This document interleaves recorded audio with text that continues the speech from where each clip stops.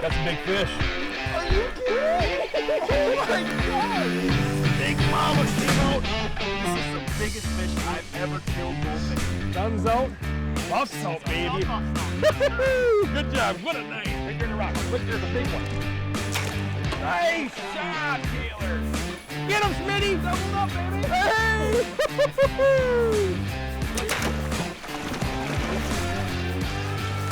Good shot, man.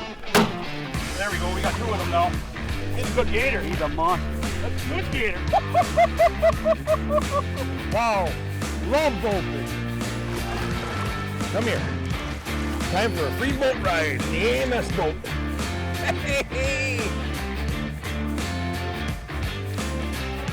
Hey everybody, welcome. Episode 37, Bowfishing Buzz, presented by AMS Bowfishing and Megamouth Bowfishing as well. You know what this week is, Schmitty? It's a big week. It's maybe our biggest week. That's right. It is tournament week. Yep. Right Tuesday. here at the AMS shop, baby. 5 days away. Yes, Holy sir. Not even, no. No, we got a lot to talk about in this podcast Yeah, here. we do. We've got of course, the 11th Annual AMS Big 20, of course. Yep. But right now, we're going to get into some special guests right here with Yes, we do.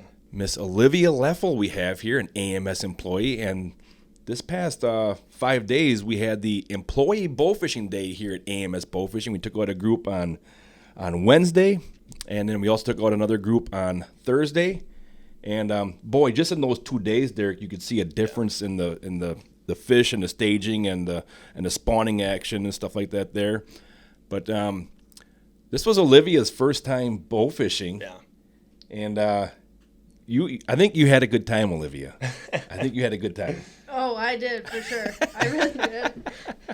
I think it's cool, Matt, that I said it when we were out on the boat. Olivia and I went out Thursday with that group Right. when we went out. And I think it's really cool that every piece of equipment that we had on the boat, from the bow to the arrow, the rest, everything that we had out on there, at one point, one of the people in the boat had something to do with the manufacturing of that piece of equipment. And I think getting people who sit in the shop and are building like we all do, I think it's really cool to have them see firsthand what they're building and how it works.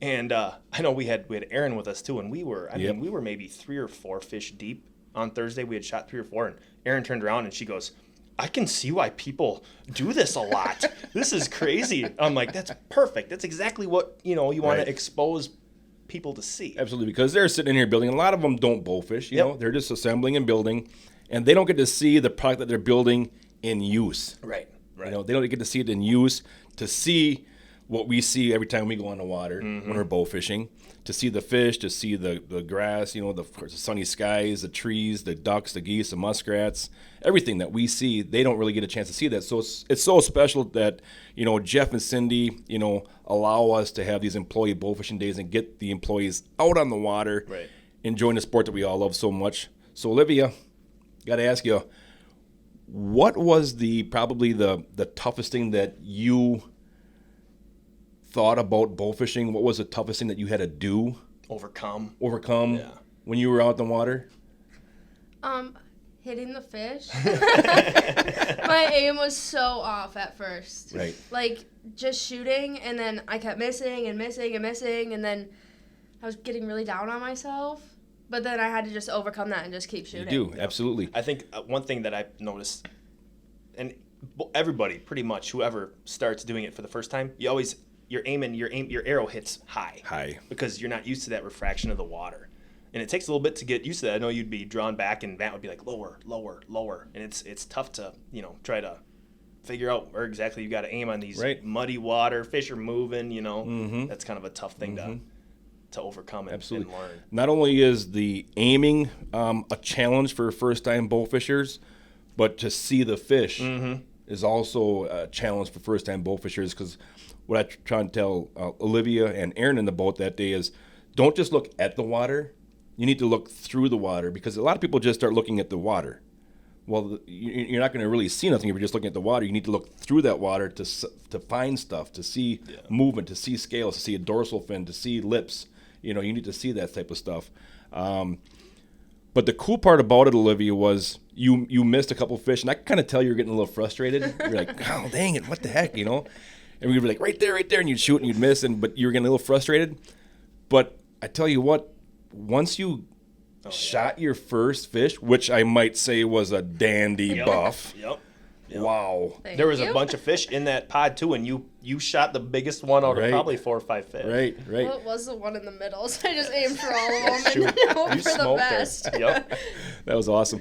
But really though, Olivia, once you shot your first fish, you kind of figured that out. Yeah. After that first shot, what you needed to do, what you needed to look for, and where you needed to start aiming. Because after that, you were doing very well for the first time ever out there bow fishing. And that was awesome to see you do that, to learn that, and to get better as the day went on. Yeah. You did a really good job on that. What was going through your head after you shot that first fish? Like when you shot and you saw that arrow take off, and on the end of that arrow is a 25-pound fish, what was your mentality? What were you thinking in your head? Oh my God, I was so excited. I was like, I finally did it. Finally. After all these missed shots, I hit one. And then you were saying how big it was. I was like, no way. No way. It was so awesome. Like, indescribable feeling. Wow, that's awesome. That's really cool. Yeah, I bet. That's what people get hooked on, is that feeling right there. Mm-hmm. That's what it's all about. And at the end of the day, I didn't want to stop. I was actually sad. I could tell that you didn't want to stop. Yeah. Our trolling motor batteries were going dead, and of course we're using a trolling motor because the fish are spawning. We don't want to spook them. Right. You start that fan, and you can just see all the fish just you can see them take off and stuff. So trolling motor batteries were going a little weak there, and plus we had some pretty strong winds there that really kind of started picking up. Yeah. And we really weren't fishing the back bays. No. And one of the reasons was because in the further back bays, there's probably more fish back there. But of course, because of the more fish, the water's dirtier. Yeah. And you guys were having a hard enough time seeing some of the fish, so we tried to stay out in some of the points and the flats and the sand flats where we're more clear. And there was fish out there on those points. Right. I would have loved to have seen what we could have done there in that last spot that we went to where all those buffs were spawning and stuff. That was crazy. If there would have been a wind. Right. Because we would stop the trolling motor and we'd be moving just as fast as if we had it on full blast. Right. Just with that wind pushing there was us. a south wind and it was quick. pushing the back of the fan, which acts like a big sail. Right. And we were moving along pretty good, and there were some stumps and some trees that we had to maneuver around in there. But the fish were in there. We had a blast down there, but and it was getting 4:30. We had to get back and clean the boat and take care of the fish and stuff. And I was getting hungry. He was getting. I think he was getting a little hangry. Is what was going on there. Well, we shot a lot of fish. We shot a lot of fish. Because Olivia shot a lot of fish. We had to go back and unload a whole barrel full of fish because we had a lot of weight in the boat, so we had to go back to the boat landing. And like I said, Olivia's never done this before, so we get back to the boat landing. We load the boat on a trailer, we drive it up, and we get some brute barrels, and we're transferring fish from the boat into those barrels. Olivia, you jumped right in there. Got going. You were taking those fish and grabbing them and throwing them into the barrels there. That was cool. Yep, I just wanted to help. That was awesome because a lot of times people just kind of sit back and kind of watch. They don't really want to get involved too much. They don't want to do nothing. So I like it when people get involved, when they do stuff without having to be told to do stuff. Right. Just hop right in. Just hop right in and start doing something. You start watching people do stuff, jump in and start doing it. Right. So yeah, that was cool. Props to you for that. Absolutely. I think, at any point, were you shocked at the ability of what polarized sunglasses can do for you? Oh my God, yeah. Because you had those awesome looking sunglasses on. Oh yeah, they were so stylish. That were buried in the truck somewhere. But I know you and Aaron both didn't have polarized sunglasses, and it would have been so hard for you guys to see those fish. Absolutely. Without those glasses. Did you ever take your glasses off and look at what it looked like without polarized glasses? Yeah, on? and I couldn't see anything. Yeah. Like absolutely nothing. There was just Exactly. reflection on the water. Yep. Mm-hmm. Yep. That plays a big role too. That's another thing. And we actually did a little video on it when we were in Missouri of how that can be a huge. Someone who's getting into the sport might not know that. Having yourself a good quality pair of polarized sunglasses can be a game changer. Oh, it is. Hands down it is. Yeah. Hands down it is. And not only that, but keeping the sun at your back also is a big key factor. You don't be looking into the glare. You want the sun at your back, so you're not looking into that sun glare when it's hitting off the water. Yeah. So let me ask you this, Olivia. When we pulled up there in that first spot, and you looked out, and here there are all of these, thousands of fish, and they're all in pods spawning, and they're breaking the water and all making all this splashing. What did you think? I'm guessing you've probably never seen anything like that before. What were you thinking when you looked up ahead and you're like, oh my God, those are all fish? Yeah. Well, I guess, hold on one second. Before you answer that question, what were you expecting? Yeah, that's a good question. What were you expecting, and then did it meet your expectations when you went out there? So I was expecting just to be in the shallow water and you can see them swimming, and I was not expecting them to be in the weeds, basically sure. beaching themselves. Yep. And I don't know. I don't think I expected to see as many as I did. Okay. All right. I was not expecting that at all. And then seeing them splashing and pushing each other, I was like, wow, I did not know that they did that. I had no idea. Yeah, it's weird to see. Mm-hmm.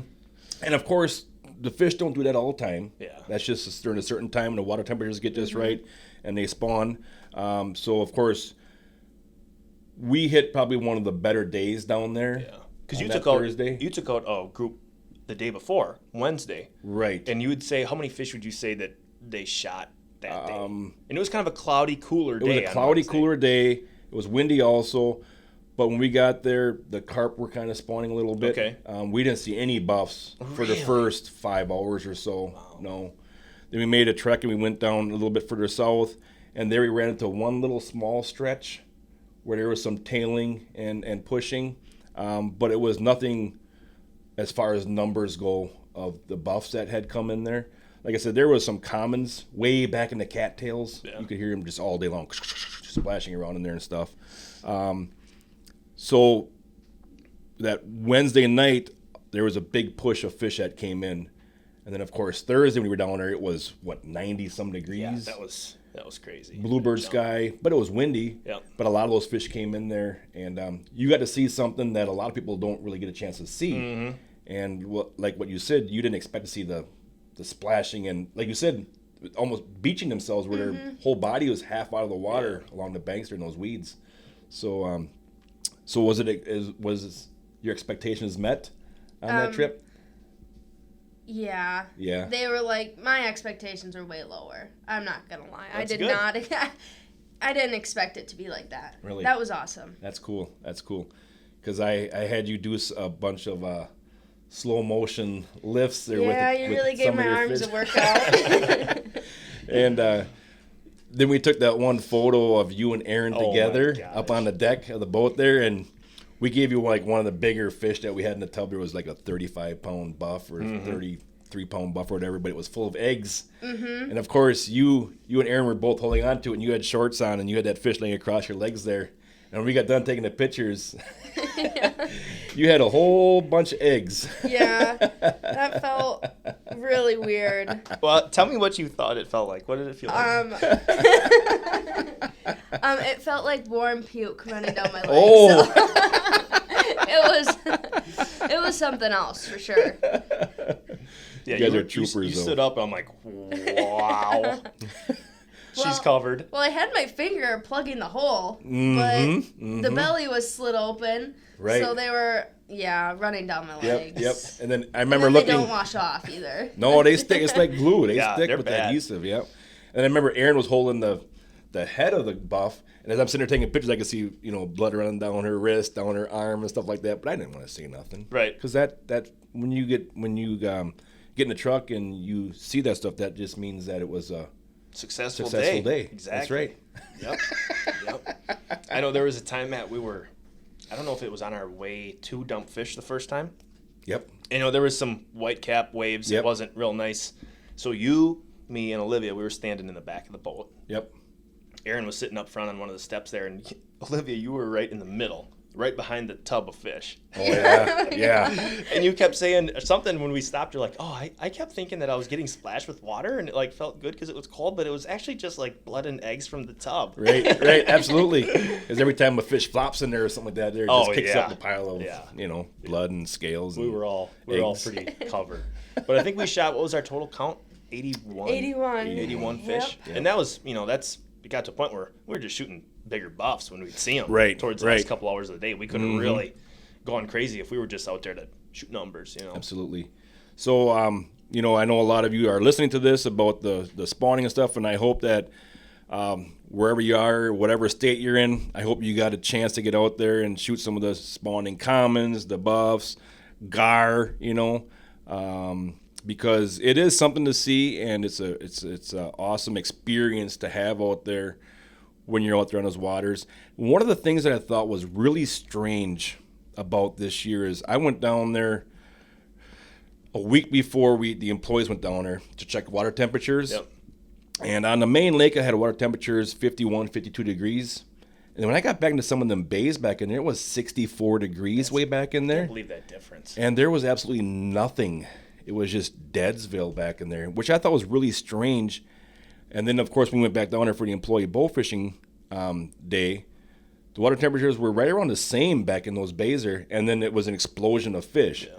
So I really think it has a lot to do also with the main lake water temperatures, Sure. just as much as it does with the back bays, because if those fish are like here in Wisconsin on these lakes, these buffs really don't live in the shallows, in the weedy areas. They live out in the main lake basins, in the deeper water. These big mouth buff do. Very uncommon to the smallmouth buffs like down in Kentucky, where you can go out and you can catch them on pea gravel banks, shorelines at nighttime, feeding. You really don't see that here in Wisconsin at all. We don't have that habitat, really. We don't have that habitat, and these buffs, for some reason, these big mouth buffs they come in, they spawn, and back out they go.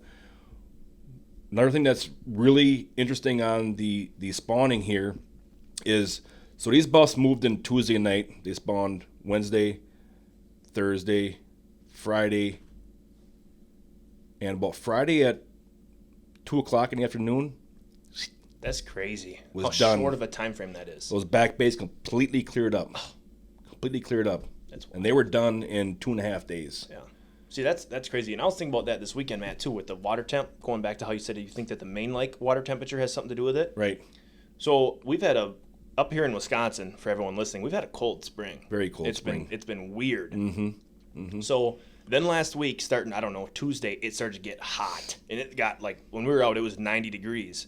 I think that those fish that are out in the main lake, I think that they have to reach the water temperature on the main lake has to reach a certain temperature for them to go, okay, it's time to start thinking about moving up and staging and getting ready. And I think with those crazy hot temperatures that came in all of a sudden, the back bays warmed up fast. And then that main lake basin took longer. To heat up. And then I think by the time those buffs were like, all right, let's go up there, they went up there. The water temperature was right. They spawned.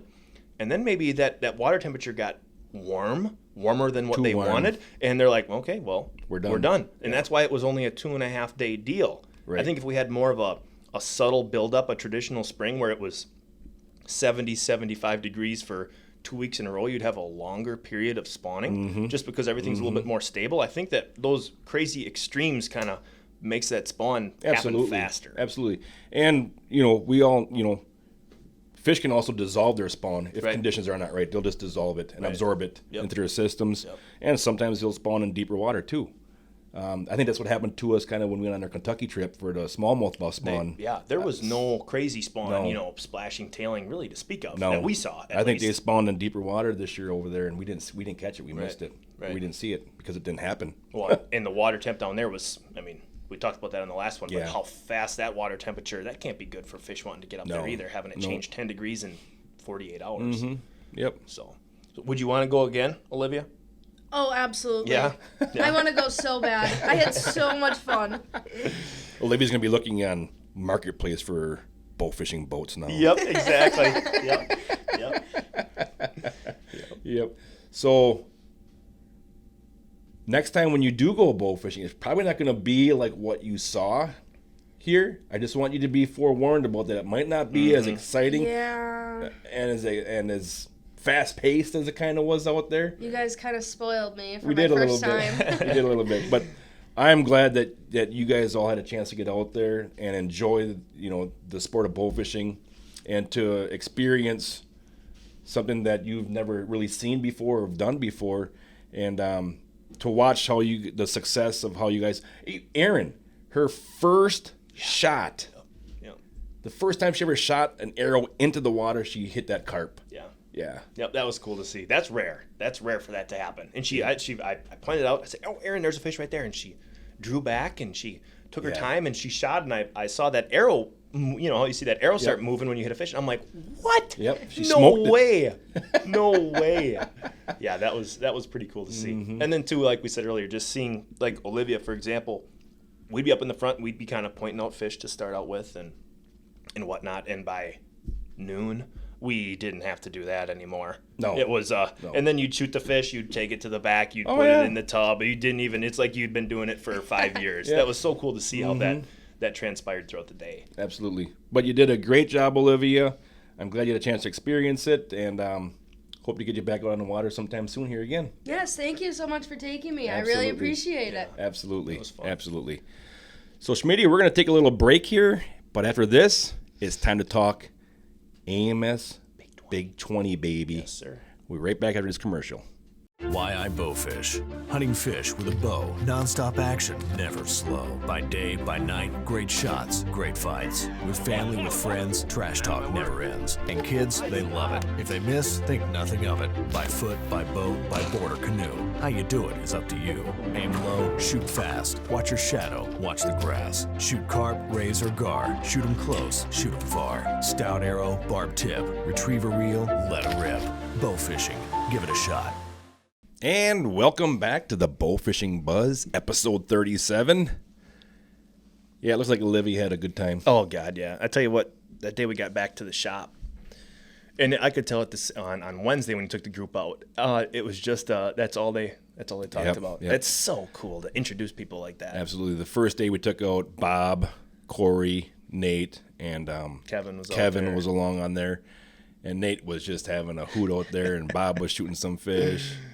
And it's just fun to see those smiles on their faces. Especially when you can do it during the day when they're spawning like this, and the fishing, can be like what it was. Absolutely. Everyone's getting enough shots. If they miss, who cares? Draw back, shoot at the next one. Absolutely. Kind of cool. Yep. So before we get into the AMS Big 20, Derek, so this past weekend was the Wisconsin Bowfishing Association tournament on Castle Rock and Petenwell. Yep. And like I said, all the way up to Friday, those lakes were on fire. Yeah. I mean, there was commons everywhere. There was a few buffs lingering around yet on Friday and stuff like that. There was a few buffs spawning in certain areas.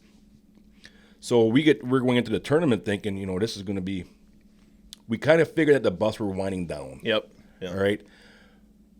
But I did not expect to have a rough night bow fishing. Yeah, that blew my mind.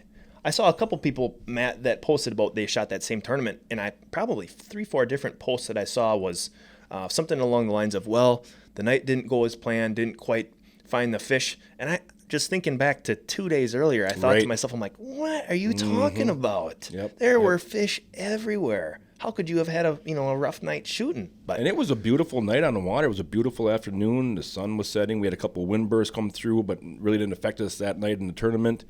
But it was so strange.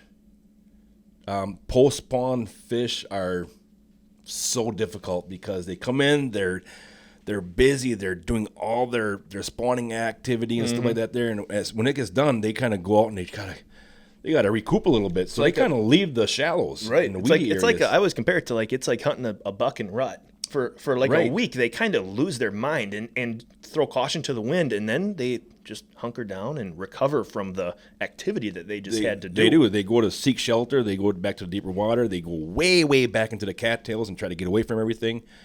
So it was very tough, shooting in that tournament that night. Even the numbers guys, were saying, they didn't see a lot of fish neither. And there was 41 boats in the tournament. Holy cow. Wow. Okay. And so it was a good tournament. It was a good tournament, tough conditions, but hey, it always can't be the. And you guys had a pretty good night, yeah? Yeah, we took second in Big 20. Yeah. We had weighed in 370 pounds in our Big 20. But the weird thing is, like I said, the days before that, there was buffs everywhere. We weighed in one buff. I saw that on your picture. I thought that was crazy. 31-pound buff. If you'd have told me last week, Matt, that you'd have shot that tournament and ended up with 370 pounds, I would have absolutely in no way, shape, or form thought that you would have placed second. Right. Right. Yep. That just goes to show you how quick things can change when it comes to bowfishing. And this is one thing that always gets me is everybody that really doesn't bowfish a lot, they think of like carp and stuff as dumb fish, easy fish to shoot. Oh, you can sneak up on them and shoot them. They must be, they must be dumb, you know? They're not dumb fish. They're not dumb. They're smart, And everybody, like I said, everybody sees them when they're on a pontoon. They see them surface feeding or spawning and stuff, and they're like, oh, you should, they're everywhere. Yeah. See, I always say to that, Matt, is they're just as smart as any other fish species. It just so happens that during a time of year when there are lots of people out on the water, they will have a couple-day period where they are thick in the shallows. Right. That's where they spawn. Yep. And they think it's like that all the time. Exactly. Yeah. Oh, yeah, you could go shoot a boat full of them. They're everywhere. Well, yeah, maybe, but they can be, when they're not spawning like that, they're spooky. They hear the boat coming. They see your shadow in the daytime. They're smarter than what people give them credit for. Absolutely. All right, Schmitty, it's time. It's tournament week, baby. It is. Looking forward to this since we set the date back in, February. It's going to be interesting because right off the top, 3 weeks ago, or maybe going on 4 weeks ago, I got a call from the Marshville Fairgrounds where we've been having the tournament now for the past 5-6 years at the Marshville Fairgrounds there, which is an awesome facility. It works great for what we do there. Yep. But I got a call saying that there's going to be some construction going on one of the roads that goes on the outside of the fairgrounds. So I'm like, all right, no big deal. We'll just come in a different parking lot area. Well, when you and I came back from our Kentucky, Tennessee, Missouri trip, Olivia here, or not Olivia, Alyssa, her and her husband happened to drive by the fairgrounds, and they took a video, and they showed it to me when I got back, and I'm like, whoa. That's not good. Literally, the whole parking area where you guys all park your boats for the tournament was littered with piles of dirt. Big piles of dirt. The road there that goes between the expo that we rent out and the weigh-in area, gone, completely gone, under construction. There's no pavement there whatsoever.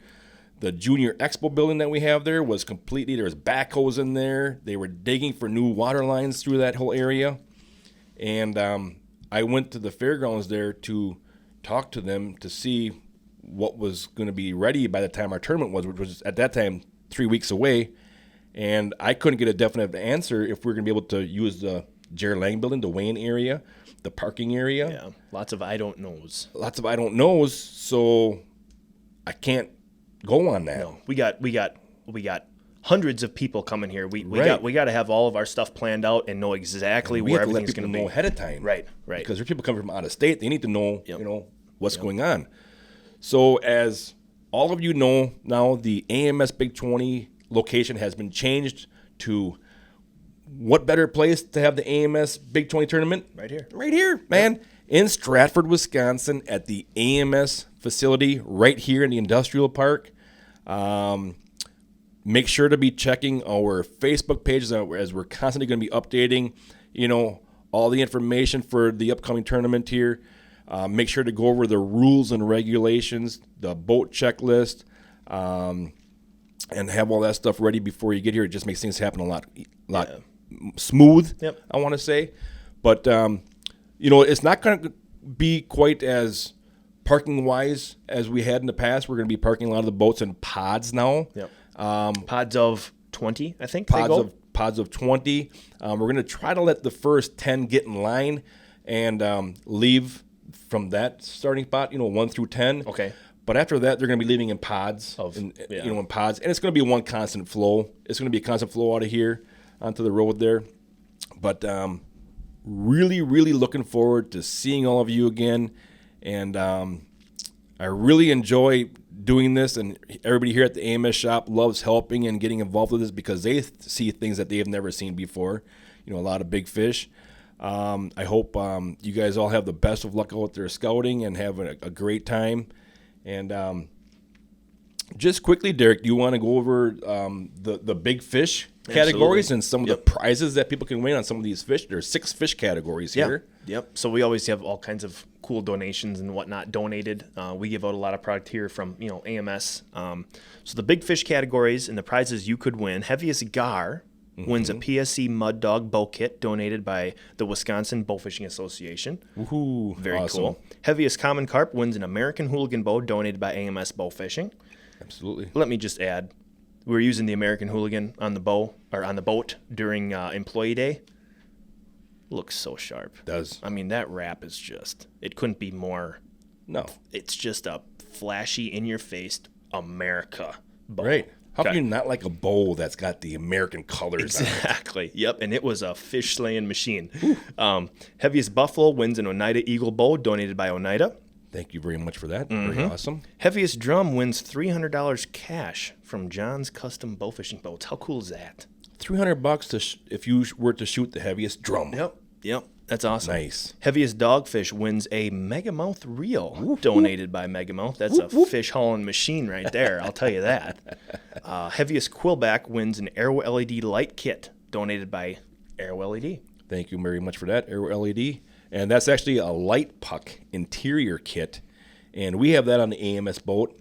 And it's awesome because it's those small LED lights that are really small, and you can put them like under your deck or around your deck area, stuff like that, down in your boat area.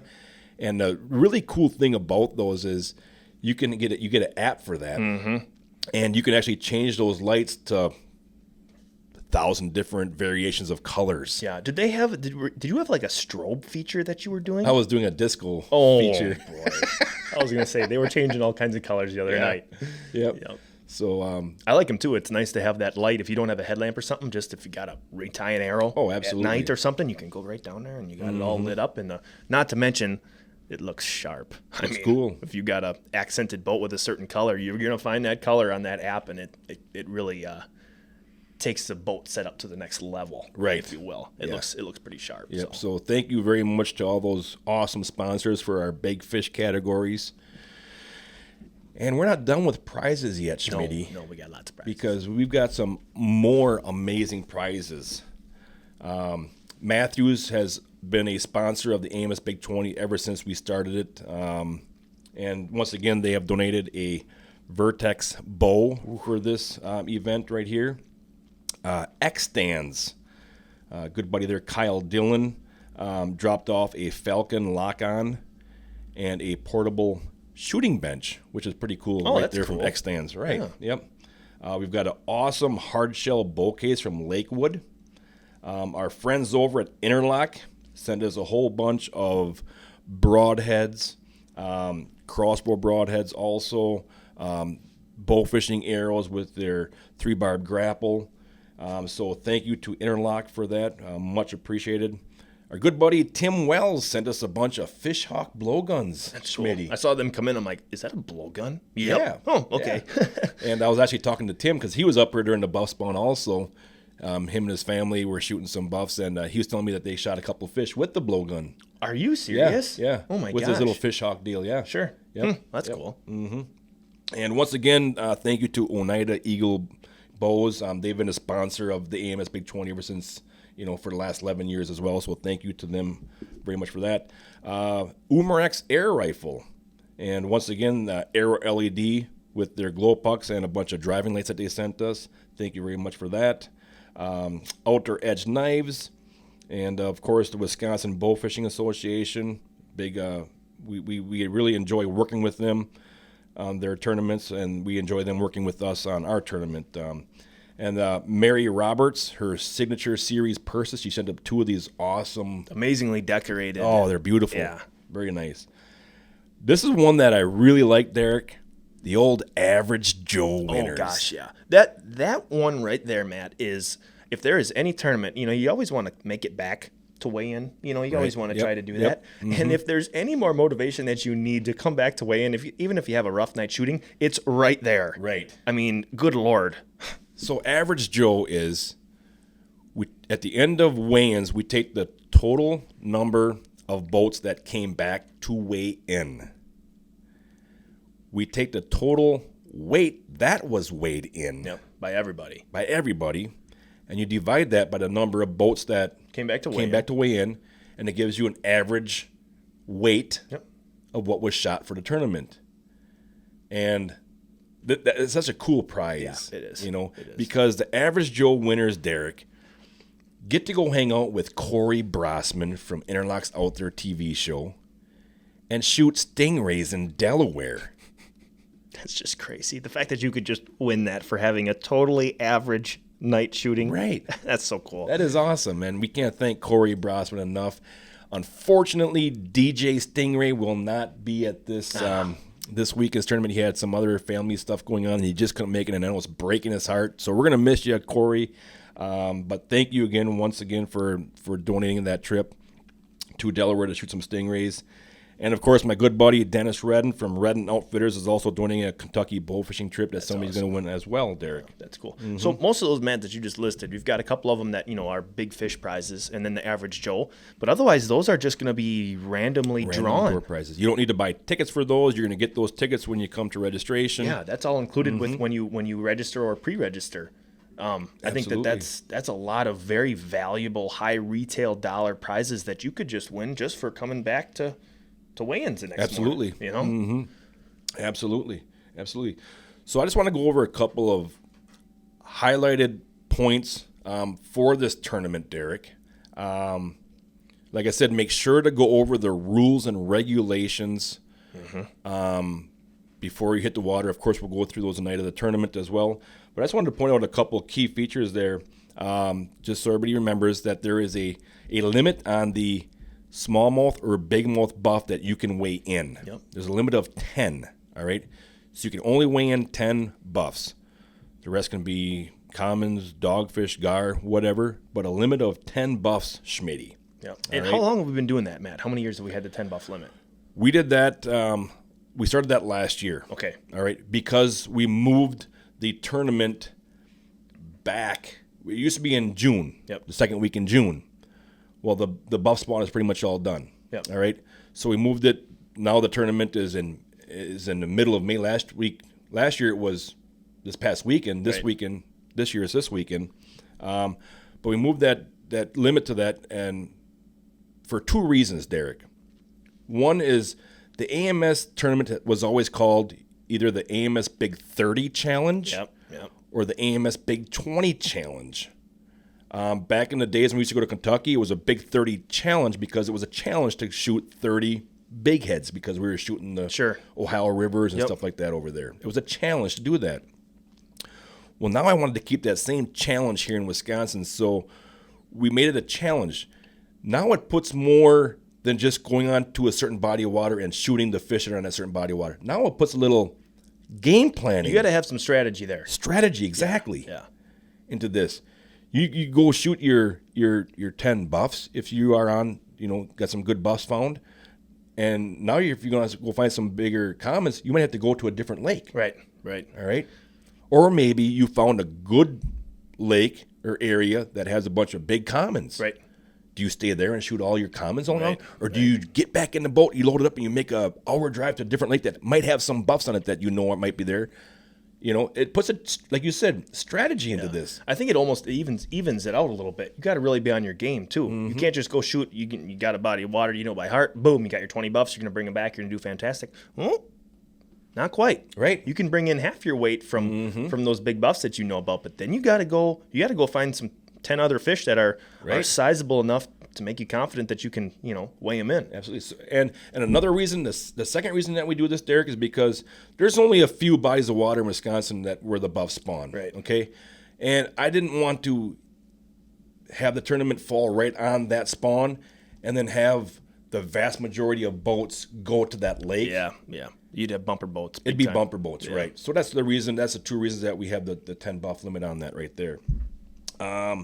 One thing to make sure to check, all right, guys, is when you you're going to be going through a boat inspection, and I always ask the guys what was the biggest thing that you guys had to check, and it was navigation lights. Yes, thank you for bringing that up. Yep. Well, every year, I do boat inspections. Right. Every year, and it's we hear it all the time, and I believe everyone who says it, they're out scouting the night before, and we have them flip on their nav lights for us just to make sure that everything is safe and in order there, and they don't. Come on. Right. They don't work. Oh, they were working last night.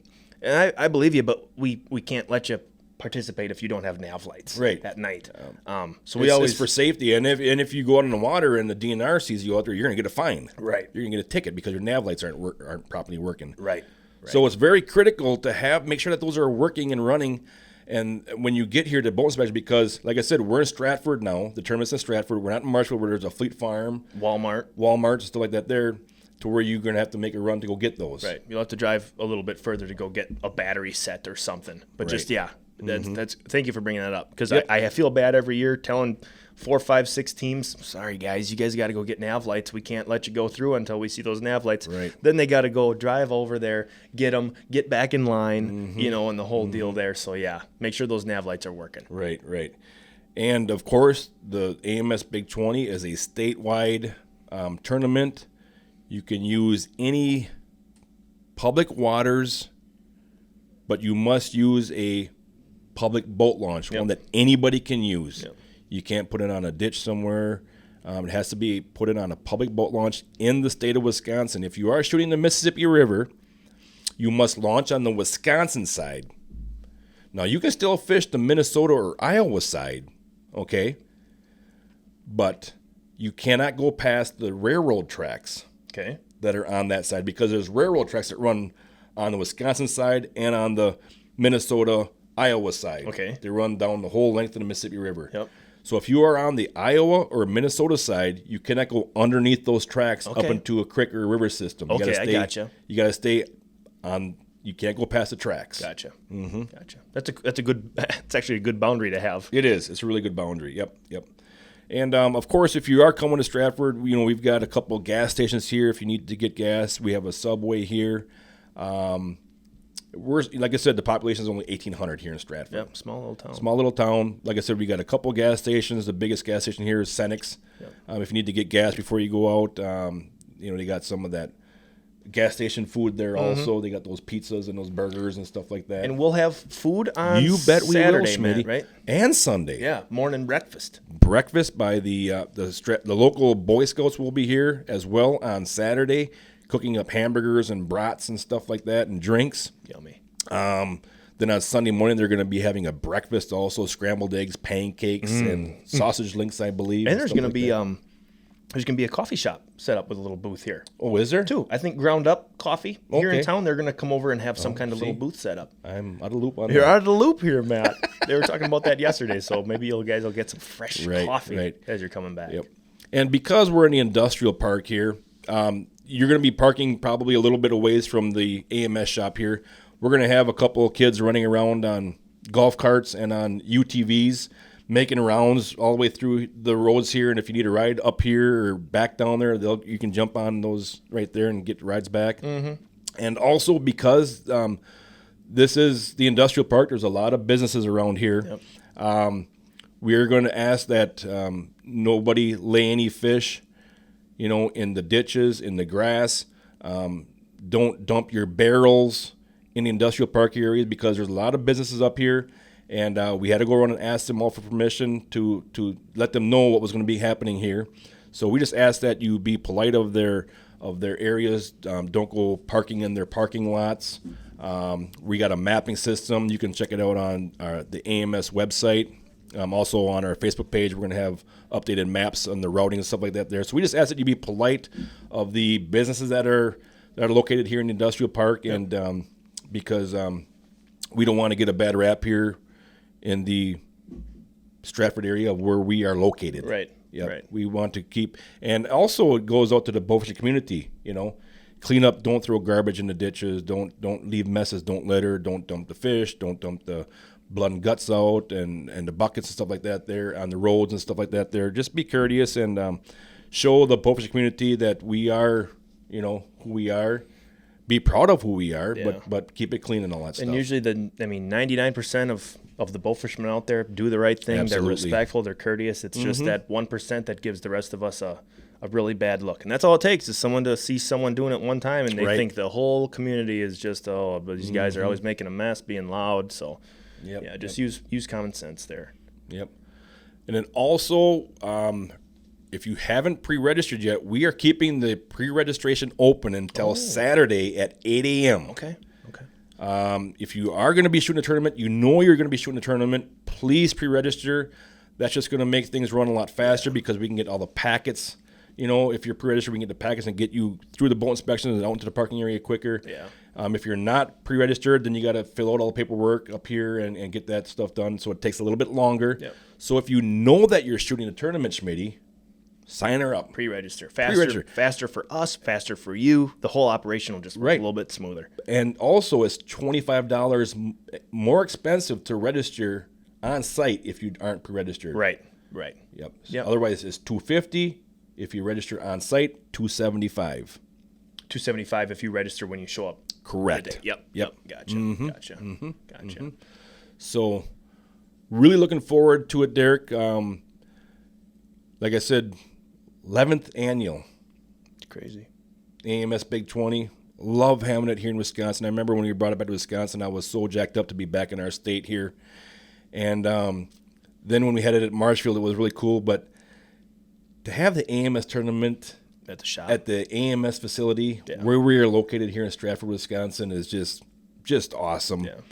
Really looking forward to seeing all of you out there and the smiles and the laughters. I cannot wait for Saturday to roll around. And I also ordered something. Oh, I know what this is going I to be. ordered something on Amazon yesterday. Oh, my gosh. I ordered something, a little special treat. Your favorite little thing? Maybe. I ordered some minis.